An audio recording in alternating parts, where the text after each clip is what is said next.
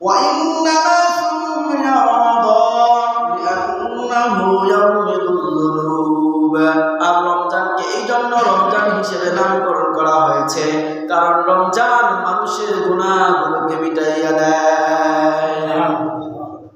আমার বন্ধুগণ, এই শাবানের ব্যাখ্যা করতে গিয়ে উলামায়ে কিরাম বলেন শাবান শব্দটি 5টা অক্ষর দিয়ে দেওয়া হয়েছে। শাবান শিন আইন বা আলিফ নুন, শাবান শিন দিয়ে হচ্ছে শারফুন, আইন দিয়ে হচ্ছে উলুফুন, বা দিয়ে হচ্ছে বিররুন, আলিফ দিয়ে উলফত, আর নুন দিয়ে হচ্ছে নুরুন। শারফুন শব্দের অর্থ হচ্ছে সম্মানিত, উলুফুন অর্থ হচ্ছে সমৃদ্ধি, আর বিররুন অর্থ হচ্ছে নেকি। আলফুন আলফুন আলিফ দ্বারা হচ্ছে আলফুন মত মহব্বত, আর নুরুন মানে হচ্ছে আলো।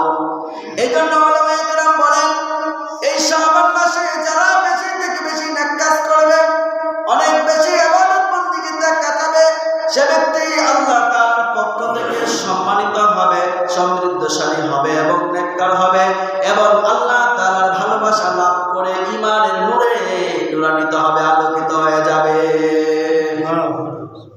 এজন্য আমার বন্ধুগণ, এই শাবান মাস অত্যন্ত গুরুত্বপূর্ণ একটি মাস। আল্লাহর হাবিব সাল্লাল্লাহু আলাইহি ওয়াসাল্লাম হাদিসে পাকের মধ্যে শাবান মাসের আলোচনা করতে গিয়ে বলেন এই মাস হচ্ছে আমি নবীর মাস। শাবান শাহরি ওয়া রমাদান শাহরুল্লাহ। এই শাবান হচ্ছে আমি নবীর মাস আর রমজান হচ্ছে আল্লাহ রাব্বুল আলামিনের মাস। একটা নিয়ম রয়েছে, কোন ব্যক্তি এবং বস্তুর সাথে যদি কোনো বিশেষ জিনিসের সম্পর্ক যুক্ত হয় তখন ওই জিনিসের মান সম্মান মর্যাদা বৃদ্ধি হয়ে যায়। যেমন পৃথিবীতে কত মসজিদ রয়েছে, কিন্তু মসজিদে নববীর মতন মসজিদ তো অন্য কোন মসজিদ না, কারণ যেই মসজিদের সাথে রাসূলের নাম রয়েছে মসজিদে নববী, নবীর মসজিদ, সেই মসজিদের শান মান এবং মর্যাদা বহু মসজিদ থেকে অনেক বেশি। এমনকি হাদিসের পাকের মধ্যে পাওয়া যায় রাসূলের মসজিদ মসজিদে নববীর মধ্যে কেউ যদি 1 রাকাত নামাজ আদায় করে সে 50 রাকাত নামাজের সমান সওয়াব পেয়ে যাবে। কত মর্যাদাবান, কত শান এবং মান এবং মর্যাদার দিকে ওই মসজিদের মর্যাদা বেশি, কারণ এই মসজিদের সাথে রাসূলের নাম জুড়ে আছে, মসজিদে নববী, নবীর মসজিদ। এই রাসূলের সাথে যে জিনিস যুক্ত হবে সেই জিনিসের মান মর্যাদা আরো বেড়ে যাবে। শুধু তাই নয়, একজন গোলামকে আমরা হ্যাঁ প্রতিপন্ন করি, গোলামকে আমরা অন্যরকম চোখে দেখে থাকি, কিন্তু রাসূলের একজন গোলাম ছিল, যে রাসূলের গোলাম, সেই রাসূলের গোলাম শুধু গোলাম নয়, যায়েদ ইবনে হারিস। এই যায়েদ ইবনে হারিস রাসূলের গোলাম ছিল, কিন্তু এই যায়েদ ইবনে হারিস রাসূলের গোলাম হওয়ার কারণে তার মর্যাদা অনেক বেশি গুণ বেশি হয়ে গেছে। ওই সময় রাসূলের যে গোলাম ছিল যায়েদ ইবনে হারিস, বর্তমান যুগের পৃথিবীর রাজা বাদশার থেকেও বেশি মর্যাদাবান। বর্তমান পৃথিবীর বড় বড় প্রভাবশালী পাওয়ারফুল রাজা বাদশাদের থেকেও বেশি মর্যাদাবান এবং বেশি সম্মানিত হচ্ছে ওই রাসূলের গোলাম যায়েদ ইবনে হারিস। যদিও সেটা গোলাম, কিন্তু সেই গোলাম রাসূল সাল্লাল্লাহু আলাইহি ওয়াসাল্লামের গোলাম হওয়ার কারণে তার মান শান এবং মর্যাদা বৃদ্ধি পেয়েছে। এজন্য আমার বন্ধুগণ বলছিলাম এই শাবান মাস সম্পর্কে আল্লাহর হাবিব বলেন শাবান শাহরি ওয়া রমাদান শাহরুল্লাহ। আল্লাহর হাবিব বলেন এই শাবান মাস হচ্ছে আমার মাস আর রমজান মাস হচ্ছে আল্লাহ রাব্বুল আলামিনের মাস। সুতরাং এই শাবান মাস রাসূলের মাস হিসাবে বলার সাথে সাথে এই শাবান মাসের শান এবং মর্যাদা আরো বেশি গুণ বৃদ্ধি পেয়েছে।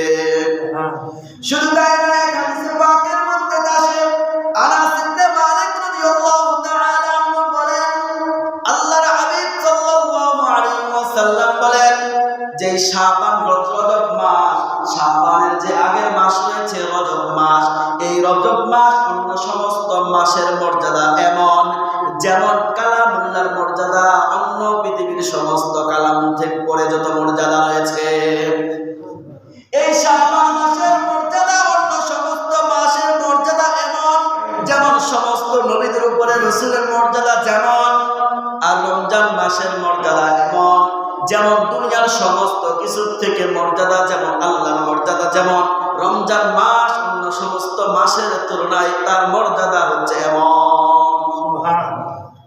আমার বন্ধুগণ, এই হাদিসগুলো থেকে আমরা এটা বুঝি যে শাবান মাসের মর্যাদা অনেক বেশি, তবে রমজান থেকে বেশি না, বরং 12 মাসের তুলনায় 12 মাসের মধ্যে সবচেয়ে মর্যাদাবান মাস হচ্ছে রমজান মাস, এবং তার পরের স্তরের মাসই হচ্ছে এই শাবান মাস। আল্লাহর হাবিব সাল্লাল্লাহু আলাইহি ওয়াসাল্লাম এই শাবান মাসে সবচেয়ে বেশি আমল করতেন, সবচেয়ে বেশি আমল করতেন। এক ঘটনা পাওয়া যায়, আম্মা জানা আয়েশা সিদ্দিকা রাদিয়াল্লাহু তাআলা আনহা, তিনি একবার আল্লাহর হাবিব সাল্লাল্লাহু আলাইহি ওয়াসাল্লামকে জিজ্ঞাসা করলেন, হে আমার হাবিব, ইয়া রাসূলুল্লাহ, ইয়া হাবিবাল্লাহ, আপনি শাবান মাসে সবচেয়ে বেশি আমল কেন করেন? রমজানের পরে সবচেয়ে বেশি আমল এই শাবান মাসে কেন করেন? অন্য কোন মাসে তো এত বেশি আমল করেন না, শাবানে কেন করেন?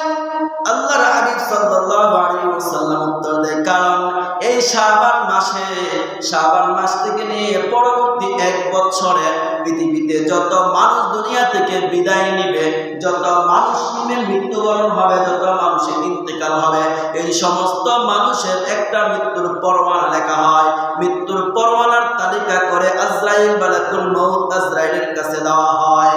এই জন্য আমি এই মাসে বেশি রোজা রাখি, বেশি আমল করি, যাতে আমার মৃত্যুর পরোয়ানাটা রোজা অবস্থায় রাখা হয়। আমার মৃত্যুর পরোয়ানা যাতে রোজা অবস্থায় হয়, আমল অবস্থায় হয়, এজন্য আমি চাই এই মাসে বেশি ইবাদত করি। হাদিসে পাকের মধ্যে আল্লাহর হাবিব বলেন, তাহইয়াউনা কামা তামুতুনা ওয়া তামুতুনা কামা তাহইয়াউনা, তোমার হাসর হবে, হাসরের ময়দানে ওরকম হবে যেমন তোমার মৃত্যু হবে, আর তোমার মৃত্যু ওরকমই হবে দুনিয়াতে তুমি যেমন ভাবে জীবন যাপন করবে। এই জন্য ভালো মৃত্যুর জন্য দুনিয়াতে ভালো জীবন যাপন করতে হবে, আর ভালো জীবন যাপন করার দ্বারা আমাদের ভালো মৃত্যু হবে, আর ভালো মৃত্যু যেমন হবে হাসর ময়দানে ঠিক এরকম ভাবে আমরা উঠব। এই জন্য আমাদের জীবনের জীবন যাপন সবচেয়ে ভালো হওয়া উচিত। আমার বন্ধুগণ, এই মাসের মধ্যে একটা বিশেষ রাত্র রয়েছে। এই রাত্রটা হচ্ছে একটা ঈদের মতো। দুনিয়ার মুসলমানদের জন্য 2টা ঈদ রয়েছে, ঠিক তদ্রুপভাবে ফেরেশতাদের জন্য 2টা ঈদ রয়েছে। ফেরেশতাদের জন্য 2টা ঈদ, দুনিয়ার মানুষের জন্য 2টা ঈদ। দুনিয়ার মুসলমান মানুষের জন্য মুসলমানের ঈদ হয় দিনে, আর ফেরেশতাদের ঈদ হয় রাতে। মুসলমানের 2টা ঈদ হচ্ছে ঈদুল ফিতর এবং ঈদুল আযহা, আর 2টা ঈদ যে ফেরেশতাদের ঈদ, সেই 2টা ঈদ হচ্ছে রাতে, সেই 2টা ঈদ হচ্ছে শবে বরাত এবং শবে কদর।